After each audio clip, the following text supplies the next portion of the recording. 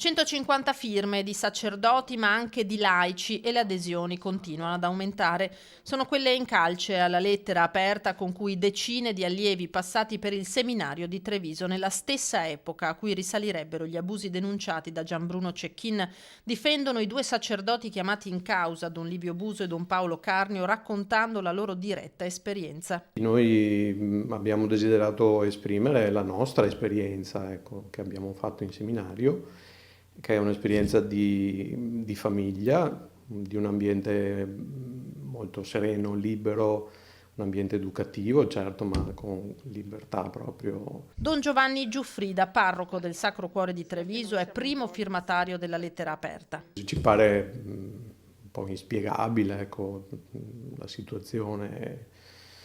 Poi ci affidiamo naturalmente agli enti preposti per fare le verifiche. E la diocesi sta facendo anche lei il suo percorso, quindi ecco, per noi rimane sì, tanto dolore, ecco, è un'esperienza difficile, ecco, però inspiegabile, ecco, questo sì. Lettera che viene pubblicata integralmente dal settimanale diocesano La Vita del Popolo e di cui si viene a sapere nel giorno in cui Cecchin, attraverso il suo avvocato, ha depositato il suo esposto in procura a Padova. Qual è il vostro auspicio per così prosegue l'epilogo di questa vicenda?